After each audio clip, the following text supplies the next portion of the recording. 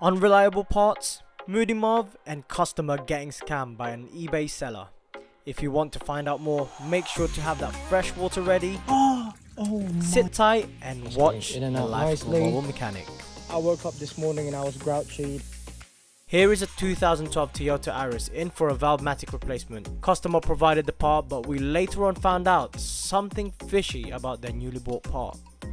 And here we are today, guys. So this is actually one of our subscribers' car, and unfortunately the Valvematic has failed. And as you can see on the diagnostic, you can clearly see that the Valvematic is having issues. So last time we came here, when we checked, it was showing that I think it was a performance issue coming from the Valvematic, which is just right there, tip of my finger. Now the problem with this is the cost of the Valvematic is actually about £800 from Toyota.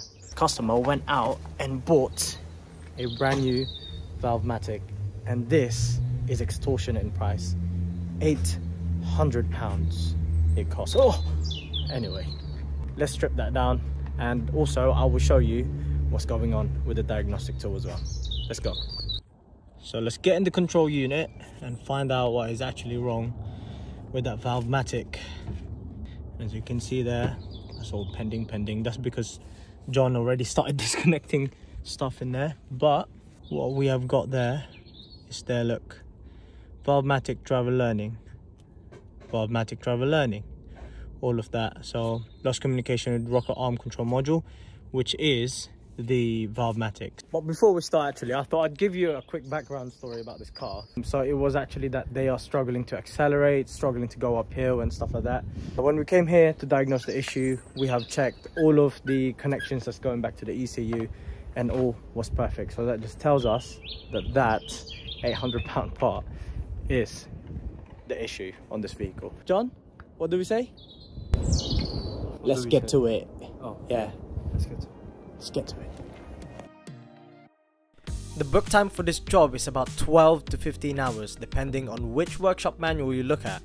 It involves removing the timing chain, the cylinder head and camshafts. However, there is a way to do it without having to remove all of them, saving my customer their precious money. Yeah, go on John, do the deed, pry it out. Christ, that was tiring, wasn't it? That was bloody tiring, that one. Yeah, my lower back is lower backing. Can I get in there? Let me do it. I'll show you. So, John and viewers, if you're gonna pry a rocker cover gasket off, you might want to find something like this, where you can actually just go with that, so you don't actually damage this thing, so that it seals properly on the way in. And as you can see, there's a rubber gasket there, and there is also a gasket maker there, which we will be doing once we put everything back in as well. So just rock it up and down like a rocker cover, you know. I'm funny, John. I don't know why you're laughing, bro. Hello. I am. To be honest with you, I am not entirely sure, because this is my first time doing this job, if that is part of the locking system, but I don't think so. It is. Yeah, I don't think so. Let's have a look, see how long it is first. Let's see. It's just toughen us. I'll pry it from both sides. Get another one. It's toughen us. Everything is off. Are you sure about that? 100,000%, dude. It's lifting. I think it's just in there, innit?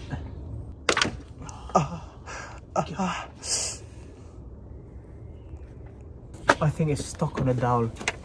You're stuck on the dowel. Right there. And here. Oh, yeah, it's a dowel. You hear that? Rock me, baby. It's coming off. Look, it's gapping now. You can see it there. The gap is, yeah, it's just a dowel. Just keep rocking it. Be patient. Very, very flimsy. Oh. That side is off. Just be careful though, yeah? The more the merrier.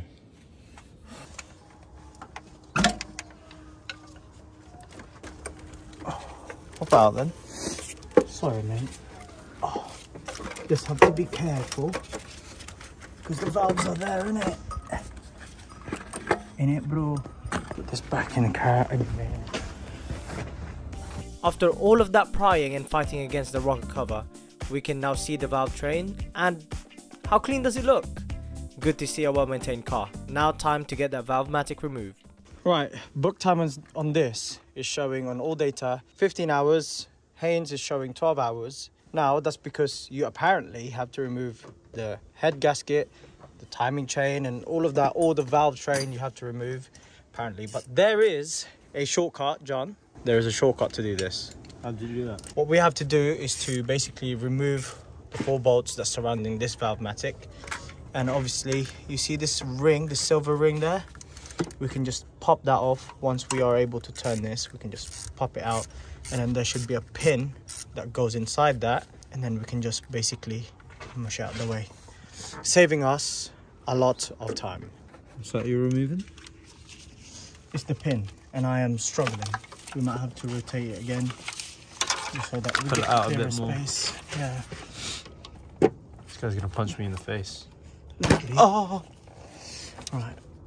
Yeah, we have to rotate it a bit more. Rotate then. Oh, my back. At least it's clear now. Show you guys what we're trying to remove. Yeah, we have to punch it a little bit more. If it falls in, GG. Hey, don't risk it. I'm doing this for the biscuit. Tomats. You guys see that? Right there. Hello. Hello. Hello, pen. Please come off. It's been 10 years. Oh, my back. He's getting old. Getting old, mate. 2 kids. Why is it tough on us, bro? Should just slip out. Should or just not slip out. is the word. To remove this pin, I had to fight the 300s, right? Goodness gracious. Now that's off, we can basically just do this. Basically, I say basically, right? These wires have been cucking the whole day, bro. Sorry, what? In the way, you mean? Yeah, it's been in the way the whole day. See? It's in the way again. Right, anyway. And then... Oh, yeah. There is the 15-hour job. Right, how long was that? An hour? Maybe less. 45, 40 minutes. But 20 look, seconds. gaskets are gone. As you can see right there. Gasket for the oil feed. That's probably what's failed it, you know. Yeah. What is that? What is that? Unfortunately, the new part did not come with a new gasket, which means we will have to come back some other day to finish the job. Unfortunately, me and the owner later found out that the same seller who sold him this part was selling it for £600 less. How shameful. But for now, let's move on to the next job. I don't know how well you guys can hear me, but we're gonna go back to a warranty work for this on a Fiat Panda. We posted it, so check this link out. Yeah, it's only been a few months. I think it was like February. I think when we fitted this. No, November. And it's already failed. And it's Lucas as well, which is a bit odd because Lucas is good. I just find like the parts lately have been failing quite a lot. Like even the good brands, which is annoying. It's starting to sway me to basically just start getting genuine parts from dealers. Yeah, anyway, let's go to the job. All right, so now we are back. We are back on, no, I'm joking. We are now back on this Fiat Panda right over here. Yeah, this one is under warranty work. Like what I said on the previous clip, it's just, I don't know what's going on with the aftermarket parts, but they've just been unreliable. So we are here to replace, well, fit a new alternator from Eurocar Parts, Lucas, whatever you want to call it. It's already open. Let's get the headache away because the customer needs this as soon as possible. We actually had to wait for the part for almost a week. So yeah, let's get started. Let's get to it. Is that time? No. No more video. Yeah. Huh? I was. Oh, you was gonna fit it. Do you wanna do it? Lightweight, baby. Yeah? This is the one that goes. Right, let's see if the apprentice has actually learned. Right, let's see this. It doesn't fit. Straight away giving yourself a problem without a problem. I'm giving you an 8mm 1/4 inch. Tightening. There you go. The long. Huh? Get the long one. You want the long? I want the long one. I'll give you the long, bro. You want that? You need the long? Nah. Huh? I don't. You don't. Okay, John fitting his first alternator. Well, it's not really, is it, John? It's not really. I'm watching my feet, bro. No, I'm watching the feet of the I've got a tripod. foot fetish. And then this is when the voiceover goes. As John is fitting it, he up. I'll drop it. I'll drop it ripping the wire. This is when we had a problem. This It's Sparta. when we, this is Varta. Hey, don't tighten that one first. The bottom one that you want to tighten, because this is... I was loosening. You see how I'm not letting him use a power tool because he's a numpty? He needs to learn how to ratchet. These apprentices, man. God. What John is trying to do here is to ratchet the bottom bolt and the 2 upper bolts in, leaving it slightly loose, allowing the alternator to swing up and down so we can later on adjust the tightness of the auxiliary belt. So now, John, what you have to do is to correct Tension. the tension on that. So, should I tell you how to check the tensioner without the tool? The tension of it, right? So, what you have to do, this is for all the viewers as well, I thought might be informative. So, to check the tightness on this, so just twist the belt and just see if you can twist it all the way to 90 degrees. So, yes, the answer is I can rotate it all the way to 90 degrees, which means that is not tight enough. You should be able to rotate it if it's the good tightness. I believe it's about a 70-ish angle, and that should be not too tight and not too loose. So the belt is like this. You shouldn't be able to rotate it like that. It should just be around here, the maximum tightness. Yes? See? So what you want to do, John, then is to tighten one of those up. So either the top one or that one. It's up to you. So either that or that. Obviously, the top one. Yeah, you'd rather do the top one. Now try and twist the belt. Can you still go 90? Or not really? Bit more. No, that's fine, mate. It's difficult to twist it now to 90. Clutch. Yeah. Difficult clutch. Yeah, that should be fine now. So how was that? How was that, John? How's your first alternator fitting? Lightweight, baby. Lightweight, baby. Oh my God, what is that? That means it's not draining. Is that why her alternator failed? The inside is flooded. That's why it smells inside, bro. Oh my God.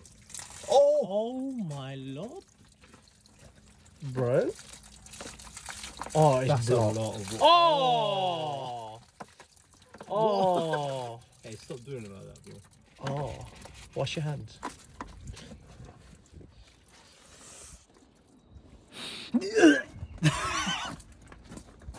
Yuck. Alright, John is just putting everything back together now. Yeah? Oh, that's torquey. Torty. Now, put that on and then we'll test to see. What are you doing, blood? No. You're weird, bro. Sorry. Now put that on and then we'll test and see if your repair is a good one. If the alternator... Oh no, I tested it. I tested it from the post of the alternator with the failed one, so now we're gonna see if it works or not. Do we attempt to remove that for the customer? Don't know. Should I? We'll see. Right, John, do the deed. This is your repair. Let's see if it charges. Oh dear. Oh no. Are the lights still on? It's not charging. The battery light's still on. It's not on. Am I bugging or what? That's reading 11.9. How's the power steering when you turn it? Is it light? Is it light? Why is it not showing voltage there? That's odd. Mishap. Sorry about that. There you go. 14.5. It was just not connected properly. Sorry. Good? Happy with it? Happy with your first alternate? Well, it's not. Are you happy with it, yeah? First solo. Yeah, first solo. Ish. Yeah. Okay. We are done. So let's go to the next job. And that is us done with this warranty work. Unfortunately, in our industry, sometimes we have to work for free, but I'm glad to be here because of this. Before I leave, this is all heaven. 918 Spider, turbo over there, M3. I believe that's the special edition. That's 1 out of 10 in the whole country. Again, another 911 over there, and that is an MZ something 43. But yeah, and also Audi R8, Aston Vantage. Where am I? Heaven? Is this what heaven looks like? We are now on the next job, which is a cam belt and a water pump for this VW Golf long version. Yeah. Huh? What? What are you doing? Oh. Manny Pacquiao over here, look. Car. Anyway, so yeah, cam belt and a water pump, and also we're gonna do an oil service on this. So that's the oil and oil and filter replacement on this one. So let's get to it. To get to the cam belt and water pump, we have to remove the timing cover. But before that, we have to move everything aside, such as the coolant bottle and fuel filter. Seeing as this is a Euro 6 diesel, we also have to move some extra pipes for the AdBlue. Blue version of this 1.6 or 2 litre TDI. As you can see, there's loads of these things that is like on the cover. And to be honest with you, being it the first time, I just had to pretty much freestyle and just remove all these things just so that I can free up, and it will make my life a little bit easier.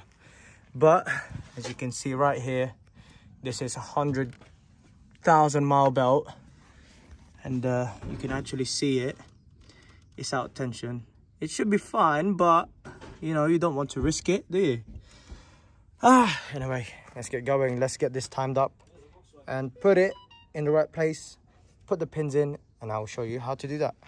Right, so with this VWs, you're gonna need timing pins and also another contraption or another tool to lock the bottom end, which is this piece here. So what you want to do is, if you see this piece, you want it to line up with that hole, and on this side you want pretty much this piece to line up with that hole around the back. So go on, John, rotate clockwise, keep going, rotate, keep going, bit more, stop right there. Just plonk that in, plonk this one in. This one should line up, this piece should line up to the one at the back. But I think, John, if you slowly rotate clockwise again, this should go in slowly, like tiny little piece. Yeah, that's it. There you go. And then same with that one. That should line up. Then are you lined up at the bottom? There you go. Just like that. Make sure that's timed up. And this, it's not so important. That's just to hold it in place anyway. This one, you need to lock it through and through, as you can see right there. Now, let's get removing. So first thing that we're going to do is to remove this 13mm on the tensioner. The customer provided his own parts, and as you can see, he did not hold back providing genuine VW parts. Shout out to him for sticking around during the fitting. He knew how difficult it was. Tensioner pulley, obviously this has been talked as well to spec. Everything has been talked to spec. The owner was here and he will vouch for us. However, for whatever reason, I've been here for 2 hours trying to redo the whole timing belt. Don't ask me why. I woke up this morning and I was grouchy. That's probably why. So yeah, everything is timed up, as you can see there. Also, oh, hold on. That's not the contraption for it. It's not the tool. You can see right there. That's going in and out nicely. And same with the high pressure fuel pump. Which is good. And that is, you can see, helps to put it in there. Just in there, look. Bottom one's moving nice too. And same with that. Right, time to put everything back together. Everything all back together? Ready to start it, mate? Not really, I'm never ready, bro. To be honest with you, the way that dropped. John, actually, can you rotate the crank, like, again? What, peace of mind? Yeah, for my peace of mind, bro. Alright. You thought I was joking? No, I'm not. Look, I got him to actually check it. It's so stressful. Right, here we go. Alright, you ready? Oh God.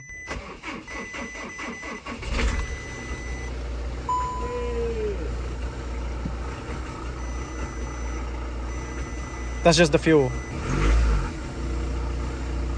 Okay. Woo. That's fine, I guess. That gave us a scare, but it's idling nicely now. We're gonna go for a test drive once everything is nice and heated up, and then we're gonna change the oil on this as well. And that should be the end of the day. Should. That being said, if you enjoyed today's content, please don't forget to share it with your friends. Like, share, comment and subscribe, and we will see you on the next one. Peace.